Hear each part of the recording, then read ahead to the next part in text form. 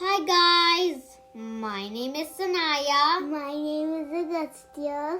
And today I will tell you guys a story from the Essential Collection for Young Readers, written by Ruskin Bond. But what is the name of the story? The story's name is The Thief's Story. Now the story will begin, so make sure you listen close. Okay.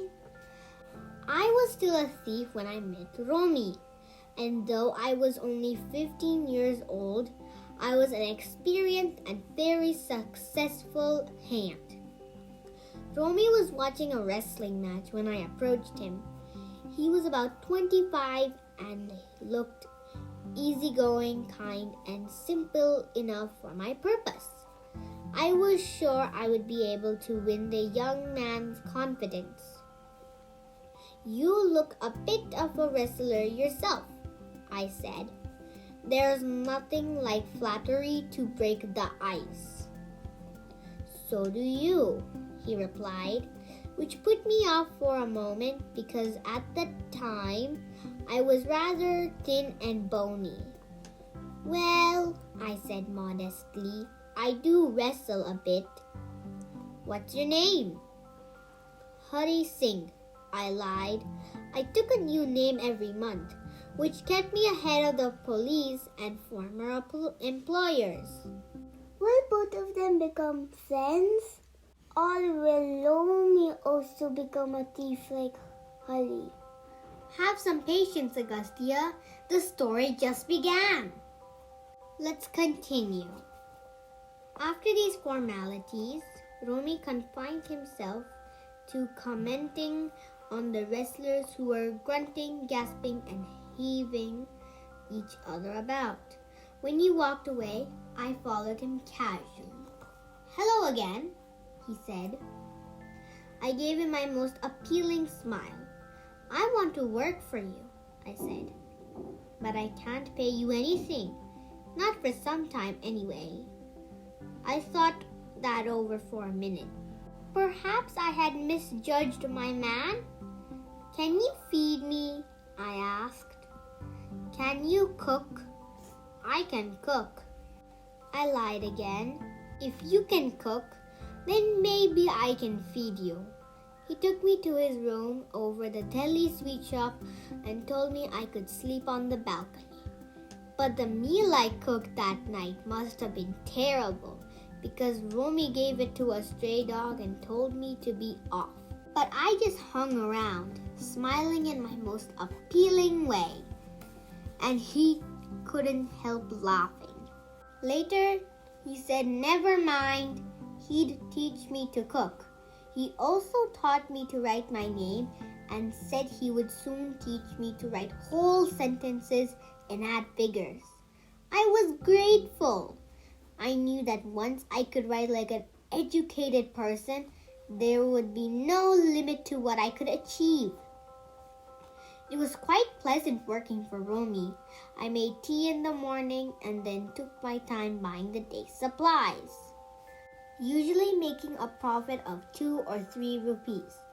I think he knew I made a little money this way, but he didn't seem to mind. Romy made money by fits and starts. He borrowed 1 week, lend the next. He kept worrying about his next check, but as soon as it arrived, he would go out and celebrate. He wrote for the Delhi and Bombay magazines, a strange way to make a living. One evening, he came home with a small bundle of notes saying that he had just sold a book to a publisher. That night, I saw him put money in an envelope and tuck it under the mattress.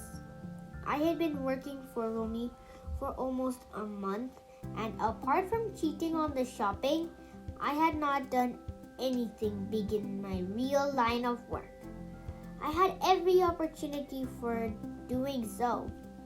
I could come and go as I pleased, and Romy was the most trusting person I had ever met. That was why it was so difficult to rob him.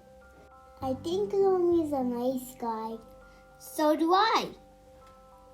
It was easy for me to rob a greedy man, but robbing a nice man could be a problem.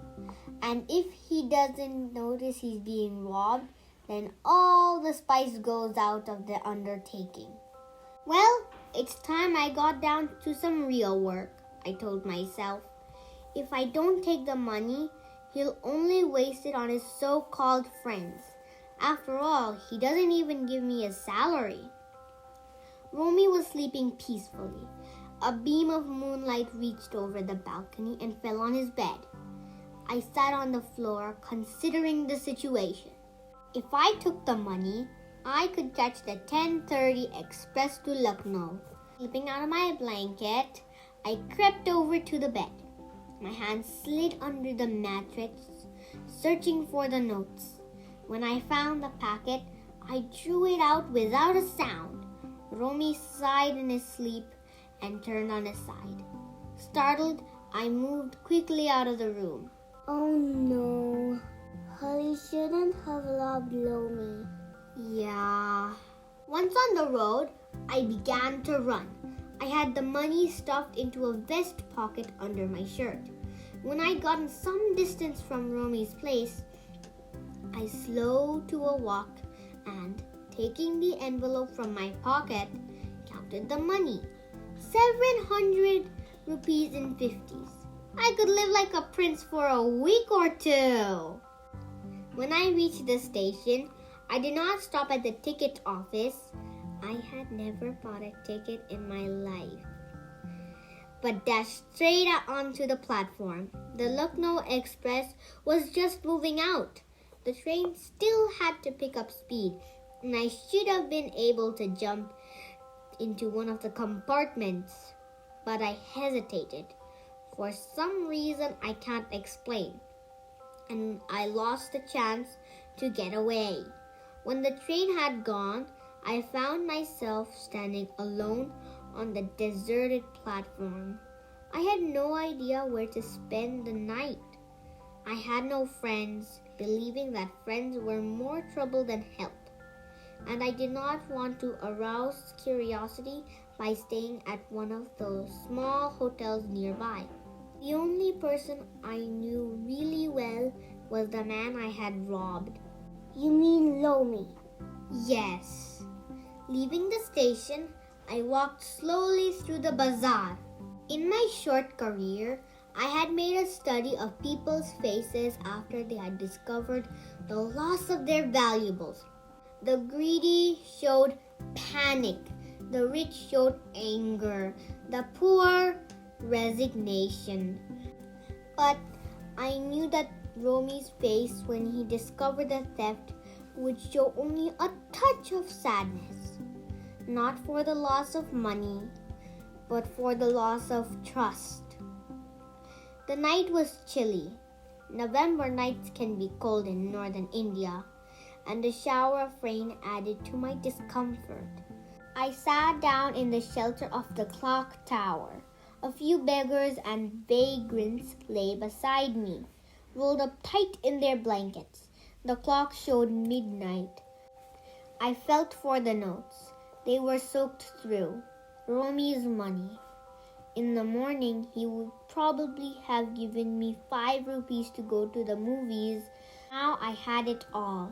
No more cooking meals, running to the bazaar, or learning to write sentences. Sentences! I had forgotten about them in the excitement of the theft.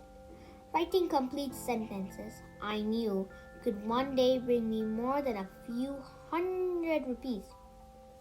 It was a simple matter to steal, but to be a really big man, a clever and respected man, was something else.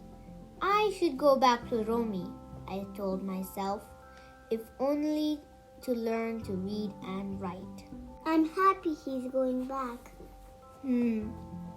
I hurried back to the room feeling very nervous, for it is much easier to steal something than to return it undetected. I opened the door quietly, then stood in the doorway in clouded moonlight. Romy was still asleep. I crept to the head of the bed, and my hand came up with the packet of notes. I felt his breath on my hand. I remained still for a few moments. Then my fingers found the edge of the mattress, and I slipped the money beneath it. I awoke late the next morning to find that Romy had already made the tea. He stretched out a hand to me. There was a 50-rupee note between his fingers. My heart sank. "I made some money yesterday," he said. "Now I'll be able to pay you regularly." My spirits rose, but when I took the note, I noticed that it was still wet from the night's rain. So he knew what I'd done, but neither his lips nor his eyes revealed anything. "Today we'll start writing sentences," he said. I smiled at Romy in my most appealing way, and the smile came by itself, without any effort. The end. What a wonderful story it was. It made me realize that everyone has goodness in them. And I think Romy believed in it. So guys, what do you think? For more wonderful stories, we'll see you in our next video. Bye!